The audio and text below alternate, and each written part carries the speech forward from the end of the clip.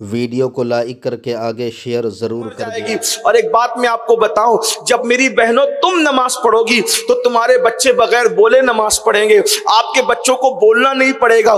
ماں کو سجدہ کرتے دیکھ کر بچے بھی سجدہ کرتے ہیں، اس لیے نماز کی طرف آؤ، بہت برکتیں ہیں نماز کی۔ دوسرا فرض جو ہے وہ ہے زکوٰۃ۔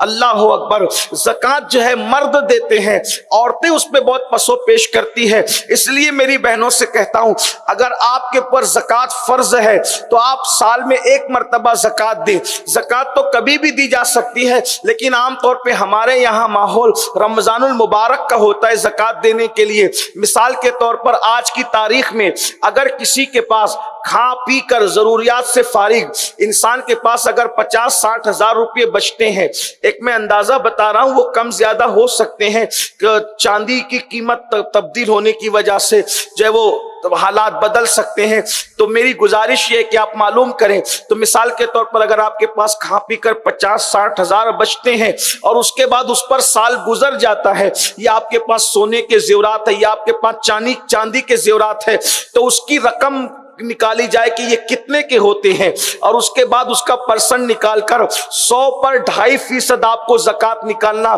جس طرح مردوں پر فرض ہے اسی طرح عورتوں پر بھی فرض ہے۔ مرد تو زکوٰۃ نکالتے ہیں لیکن عورتیں نہیں نکالتی۔ ہاں، یہ ہو سکتا ہے کہ مرد عورت کی اجازت سے، عورت کی طرف سے اس کی زکوٰۃ نکال دے تو ادا ہو جائے گی، لیکن عورتیں جو ہے اگر اللہ اکبر مطلقاً زکوٰۃ نہ نکالیں تو وہ عذاب کی حقدار ہوگی۔ بلکہ حدیث پاک میں آیا ہے، اللہ کے رسول علیہ السلام نے فرمایا، اے عورتوں صدقہ کثرت سے دیا کرو، کیونکہ میں نے جہنم میں سب سے زیادہ اگر کسی کی بھیڑ دیکھی ہے تو عورتوں کی بھیڑ دیکھی ہے۔ تو صحابہ کرام نے پوچھا، یا رسول اللہ عورتوں کی بھیڑ ہونے کی وجہ کیا؟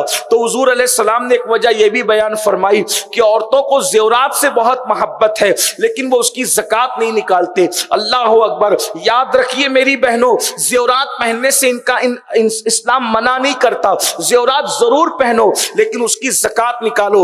حدیث پاک میں آتا ہے، جس نے سونا چاندی جمع کیا اور اس کی زکوٰۃ نہ نکالی تو اسی سونا چاندی کو جہنم کی آگ پہ گرم کر کے اس کے جسم پہ رکھا جائے گا، اس کے جسم کو چٹکا دیا جائے گا۔ یہ زکوٰۃ نہ ادا کرنے والیوں کا انجام ہے۔ اس لیے اگر اللہ رب العزت نے تمہیں نوازا ہے تو زکوٰۃ نکالو، سال میں ایک مرتبہ۔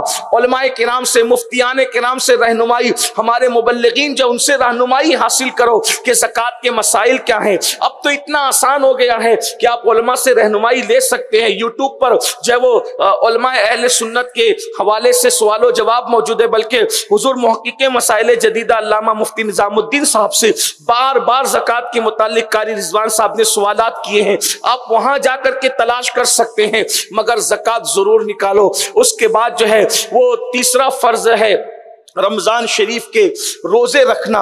اللہ اکبر، ہے تو یہ چوتھا، کیونکہ پہلے تو ایمان کا ذکر کیا گیا، میں ایمان کے بعد عرض کر رہا ہوں۔ اللہ اکبر، میری بہنوں، رمضان شریف کے روزے رکھنا یہ بھی فرض ہے۔ اور آج کل عورتیں بہت بہانہ بنا کر کے، چونکہ وہ عام طور پہ گھر میں رہتی ہے تو چھپ چھپا کر کے کھانا کھا لیتی ہے، لوگوں کو خبر نہیں ہونے دیتی، یعنی باہر پڑوس والوں کو۔ یاد رکھنا، پڑوسی کو نہیں معلوم ہے کہ آپ روزے سے ہے یا نہیں ہے، اور اسی طرح سہیلیوں کو پتہ نہیں کہ آپ روزے سے ہے یا نہیں ہے، مگر اللہ تو جانتا ہے۔ اللہ اکبر، روزہ کیا چیز ہے؟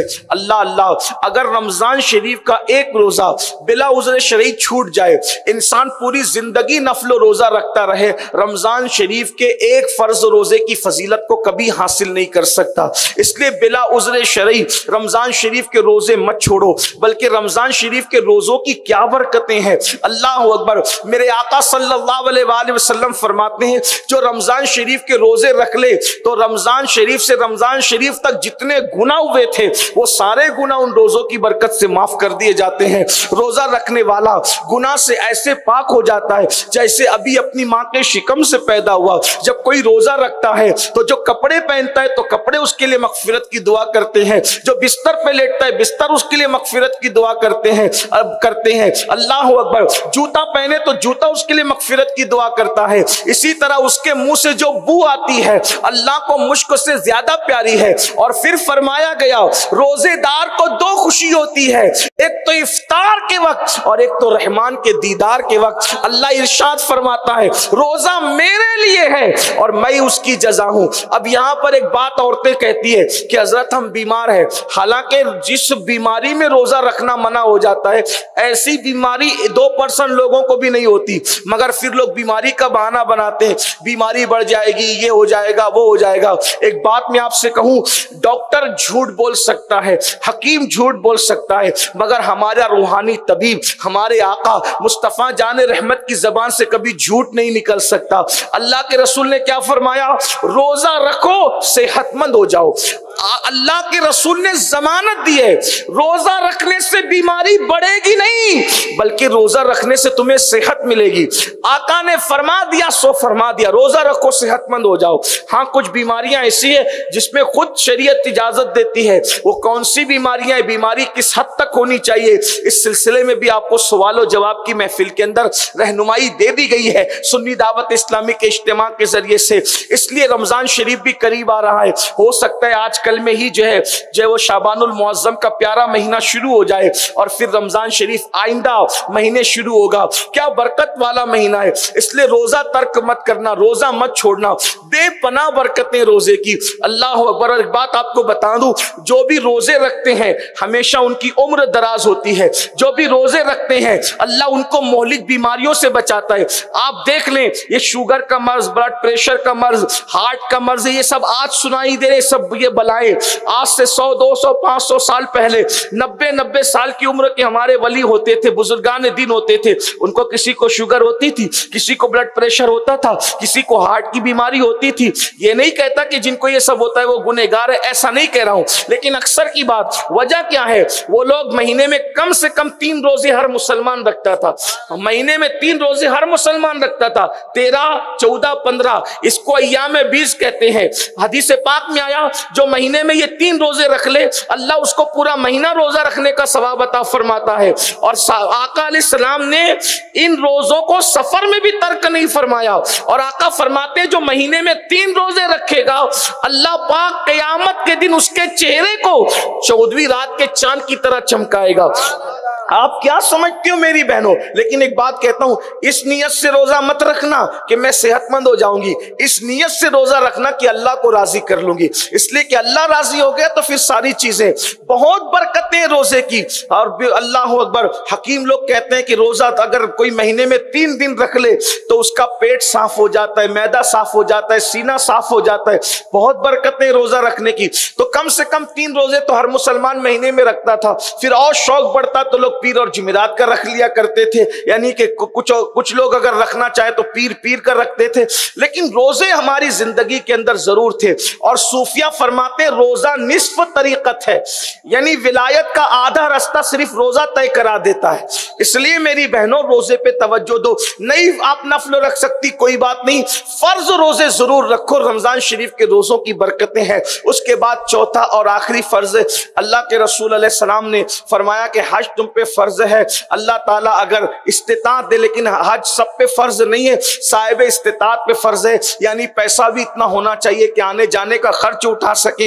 इसी तरीके से जो है वो आपके पास वहां रहने के खर्चात होने चाहिए, और फिर हज के अरकान अदा करने की ताकत भी होनी चाहिए, तब हज फर्ज होता है। और हज फर्ज हो जाए तो अपने शौहर को, अपने बाप को, अपने भाइयों को जिनके मातहत हो उनको तैयार करो कि हज फर्ज हो तो जल्दी हज करो। ये नहीं कि अभी बेटी की शादी बाकी है, बेटे की शादी बाकी है, नवासे की शादी बाकी है, शादियों उदियों से कोई हज का ताल्लुक नहीं है।